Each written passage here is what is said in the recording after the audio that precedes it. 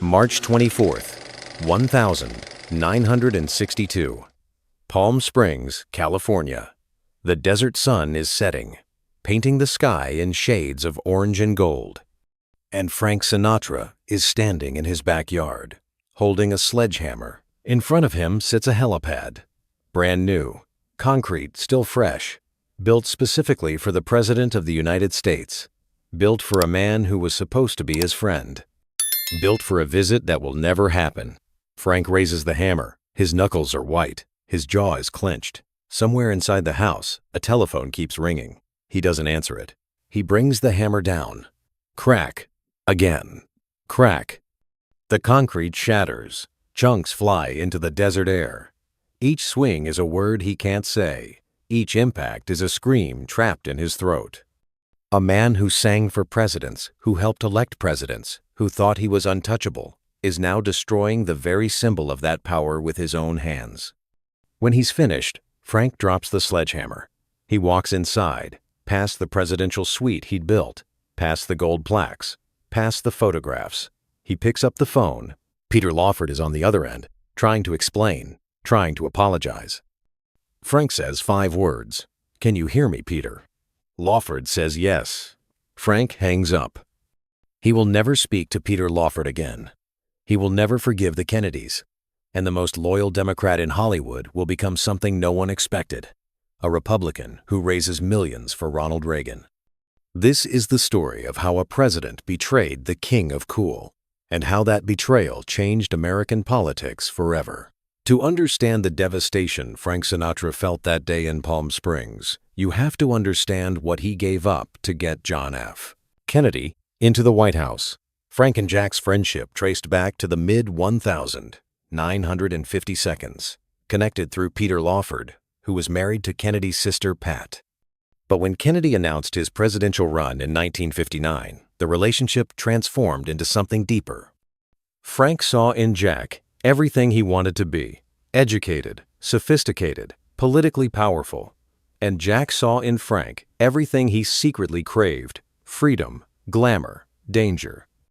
There was a joke at the time. Kennedy wanted to be Sinatra, and Sinatra wanted to be Kennedy. Frank threw himself into the campaign with a ferocity that surprised everyone. He worked with songwriter Sammy Cahn to create new lyrics for his hit High Hopes, turning it into Kennedy's campaign anthem. He organized fundraisers that raised millions. He lent his private plane to Kennedy operatives. He used every connection he had. The Kennedy campaign even asked Frank to convince Sammy Davis Jr. to postpone his wedding to white actress Mae Britt, fearing the interracial marriage would cost votes in the South. Frank delivered the message. Sammy, heartbroken but loyal, agreed. That sacrifice haunted Frank. Sammy was his friend, but Frank believed in Jack. He believed they were building something together. The 1960 election was close. Kennedy won by a razor-thin margin. And in the circles Frank moved in, people whispered that it was Sinatra's connections that helped deliver the crucial votes in West Virginia and Illinois. Whether that was true or not, Frank believed it. He believed he had helped put a president in the White House, and that belief would cost him everything. January 19th, 1961, Washington, D.C. The night before Kennedy's inauguration, a blizzard has paralyzed the city. But inside the National Guard Armory, Frank Sinatra has created magic. The pre-inaugural gala is the biggest party in American political history. Frank produced it himself. He called in every favor, twisted every arm, spent his own money. He got Ethel Merman, Nat King Cole, Harry Belafonte, Ella Fitzgerald, Gene Kelly. He even shut down 2 Broadway shows so Laurence Olivier and Ethel Merman could attend. Thousands packed the armory. The ringside boxes sold for $10,000 each. The Kennedy family sat in the presidential box. Jackie Kennedy, who privately wanted Frank kept away from the White House, smiled for the cameras. At the end of the night, President-elect Kennedy took the stage. "We're all indebted to a great friend, Frank Sinatra," Kennedy said. "Long before he could sing, he was pulling votes in a New Jersey precinct. Tonight, we saw excellence." Frank beamed. He had never felt more powerful. Here was the future president, thanking him publicly, calling him a friend. The kid from Hoboken had arrived at the highest circles of American power. But even that night, there were cracks forming. Bobby Kennedy, the incoming Attorney General, watched from the shadows. Bobby hated organized crime with a religious fervor, and he knew exactly who Frank Sinatra's friends were. The FBI files on Sinatra ran 2,400 pages. Photographs with Sam Giancana, the boss of the Chicago outfit, meetings at mob-owned hotels, relationships that couldn't be explained away. Bobby saw Frank not as an asset, but as a liability, a ticking bomb that would eventually explode in his brother's face. And Bobby was patient. For the first year of Kennedy's presidency, Frank floated on a cloud. He visited the White House. He was invited to private parties. He introduced Kennedy to women, including Judith Campbell, a mistake that would haunt everyone involved. But the calls started coming less frequently. The invitations dried up. Frank noticed, but he told himself it was just the demands of the presidency. In early 1962, Frank received the news he had been waiting for. President Kennedy was planning a trip to California. He would need a place to stay in Palm Springs. Frank immediately began preparations. He didn't just clean his house, he transformed it. He built guest cottages for the Secret Service. He installed 25 extra phone lines. He erected a flagpole for the presidential flag. He constructed a helicopter landing pad in his backyard, complete with the presidential seal, so Marine One could deliver the leader of the free world directly to his doorstep. The construction cost hundreds of thousands of dollars. Frank didn't care. This was his moment. The President of the United States staying at his home. He had plaques made for the guest rooms. John F. Kennedy slept here. He wanted everything perfect. Then came the call that changed everything. In early March, FBI Director J. Edgar Hoover requested a meeting with Attorney General Bobby Kennedy. Hoover brought recordings, wiretaps of Sam Giancana's phone conversations. On those tapes, Giancana and Sinatra discussed their connections to the Kennedy administration. The conversations were damning. Bobby listened.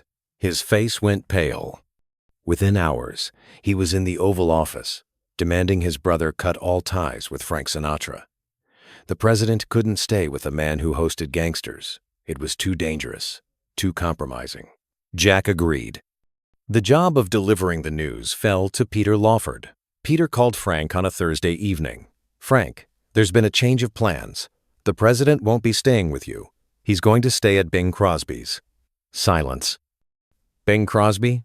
Frank's voice was ice. Bing Crosby is a Republican.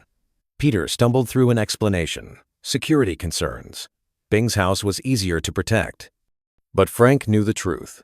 Bobby Kennedy had gotten to Jack. The mob connections, the FBI files. They had used him. Taken his money, his connections, his loyalty. And now that they didn't need him anymore, they were throwing him away like garbage. "Peter," Frank said, "did you fight for me?" "Frank, I tried, but Bobby was adamant. He said the president couldn't stay with a man who plays host to hoodlums." Hoodlums. That word burned into Frank's soul. Frank hung up the phone. For a long moment, he stood perfectly still. The house was silent. The house he had rebuilt for a president who would never come. Then he moved. He walked to the bar and poured himself a scotch. He drank it in one swallow. He poured another. He threw the glass against the wall, watching it shatter. He walked to the presidential guest suite, the room he had decorated himself, the plaques, the photographs, the furniture he had chosen because he thought Jack would like it. He started destroying, ripping things from walls, breaking what he could reach. The room that was supposed to welcome the most powerful man in the world became a wreck. But it wasn't enough. He walked outside, into the cooling desert evening.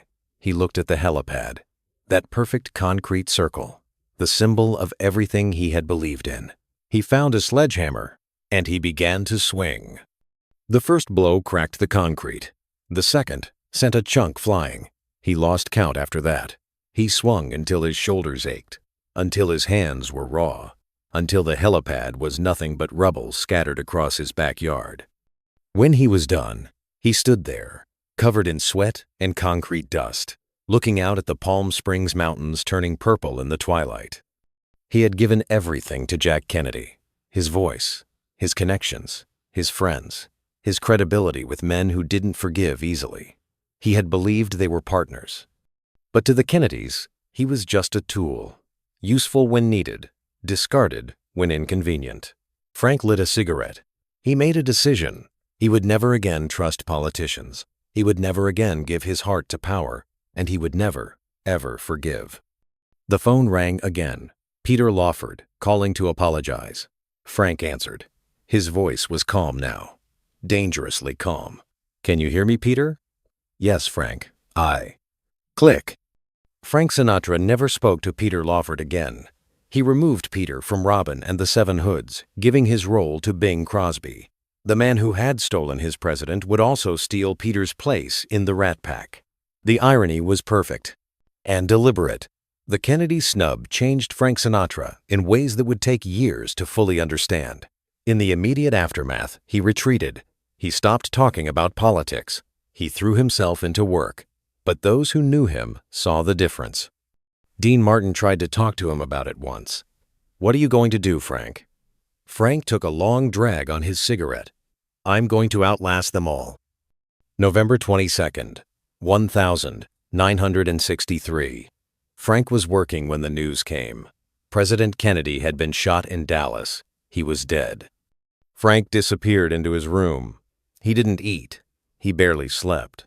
Despite everything, despite the betrayal, he grieved. He had loved Jack Kennedy once. That love didn't disappear just because it had been betrayed. Some wounds never fully heal.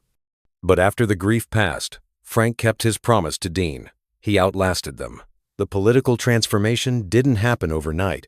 It wasn't just about Kennedy. By 1970, Frank watched campus protests spread across the country. He saw riots in the streets. The Democratic Party he had supported his whole life seemed to be embracing chaos. The liberal approach didn't work as well as it should have, he later explained. "I think the older you get, the more conservative you get." But those who knew him understood there was more to it. Every time he saw Bobby Kennedy's face, every time someone mentioned Camelot, the old wound opened again. In 1972, Frank endorsed Richard Nixon for president. The kid from Hoboken who had campaigned for Roosevelt was now a Republican. In 1981, Frank Sinatra produced the inaugural gala for President Ronald Reagan. The same role he had played for Kennedy 20 years earlier. The same magic, the same star power. But this time, the president didn't betray him. Reagan became a genuine friend. He visited Frank's home. He gave him the Presidential Medal of Freedom in 1985. He called him Francis Albert. The kid from Hoboken had returned to the White House, not as a supplicant, but as an equal. The story of Frank Sinatra and the Kennedys is usually told as a tale of hubris, the singer who flew too close to the sun, the entertainer who thought he could play with presidents. But that's not the real story. The real story is about loyalty, what it costs, what it's worth, and what happens when it's betrayed. Frank Sinatra believed in loyalty more than anything else in the world. It was his code. You stood by your friends. You paid your debts. You never forgot who helped you when you were down. He applied that code to John F. Kennedy. He gave everything, his money, his connections, his reputation, his friends. And Kennedy took it all, then threw him away when he became inconvenient. The lesson Frank learned in Palm Springs wasn't about politics. It wasn't about the mob. It was about the nature of power. Power doesn't have friends. It has interests. And when your interests no longer align with power's interests, you're gone. It doesn't matter what you sacrificed. It doesn't matter what you believed. Power is transactional, and transactions end. Frank Sinatra spent the rest of his life applying that lesson. He became more careful with his loyalty, more selective with his trust, more aware that everyone eventually wants something. Some people called it cynicism. Maybe it was, but it was also survival. The Helipad in Palm Springs was eventually rebuilt, but Frank never put the presidential seal on it again. That symbol, once destroyed, stayed destroyed in his heart. And maybe that's the real legacy of that day in March 1962. Not the broken concrete, not the severed friendships, not the political transformation. The real legacy is a simple truth. Even the king of cool can be humiliated. Even the most powerful entertainer in America can be dismissed with a phone call. Even loyalty, given freely and completely, can be worthless to those who never valued it in the first place. But here's what the Kennedys didn't count on. Frank Sinatra's memory was long, his influence was vast, and his revenge was patient. 20 years later, he stood in the White House again, welcomed by a president who actually kept his promises. The Democrats who had discarded him watched from the outside. Frank Sinatra didn't just survive the Kennedy betrayal, he outlasted it. Frank Sinatra died in 1998. Ronald Reagan, his second presidential friend, died in 2004. The Kennedy era faded into history, becoming myth, becoming Camelot. But the rubble of that helipad, symbolically at least, never completely disappeared. It became part of Frank's story, part of his legend, the moment when he stopped believing in anyone but himself. This was Frank Sinatra, Legacy Confidential. Legacy, legacy. If this story changed how you see the chairman of the board, hit that like button. Share it with someone who's ever been betrayed by someone they trusted. And subscribe, because we're just getting started. There are stories about the women, the music, the mob, and the long, slow farewell that no one talks about. Leave a comment below. Have you ever given your loyalty to someone who didn't deserve it? What did you do when you found out? Until next time, remember, power forgets, but the people it uses never do.